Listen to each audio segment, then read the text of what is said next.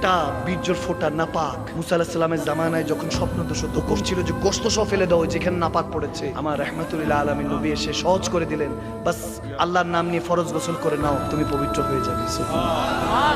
সব কিছু আছে ওখান থেকে। ওই স্পাম থেকে 4 কোটি শুক্রাণু থেকে ডিম্বাণুতে যায়, ডিম্বাণু থেকে পরিক্রমা, ওই রেস শুরু হয়, লাইফ গুলি শুরু হয়। 500 থেকে 400 বাঁচে। মেডিকেল সায়েন্স বলছে বাঁচতে বাঁচতে মাত্র একজন দুনিয়াতে আসে। সুবহানাল্লাহ বলবেন না?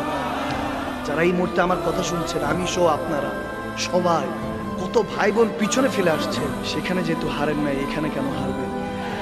কতজন তো জন্ম নেওয়ার সাথে তো মরে যায়, কতজন তো 5 বছর পরে পানিতে পড়ে মরে যায়, অ্যাক্সিডেন্ট হয়ে মরে যায়। যদি লক্ষ্য থাকে অটুট বিশ্বাস হৃদয়, হবেই দেখা হবে বিজয়, ঠিক না?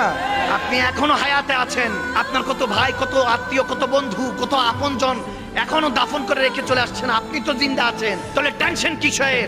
আপনি একমাত্র একজন উপরে ভরসা রাখেন, আর একটা প্রেম নিয়ে, একজন আদর্শ নিয়ে চলেন। ফাত্তাবিউনি ইউহিব্বুকুমুল্লাহ, খোদার কসম করে বলছি, সেই নবীর গোলামিতে চলে আসেন, সেই নবীর তরিকায় চলে আসেন। রাব্বে কারীম বলতেছে, তুই আমাকে কি খুঁজবি, আমি তোকে বান্দা থেকে বন্ধু বানিয়ে নিব। সুবহানাল্লাহ।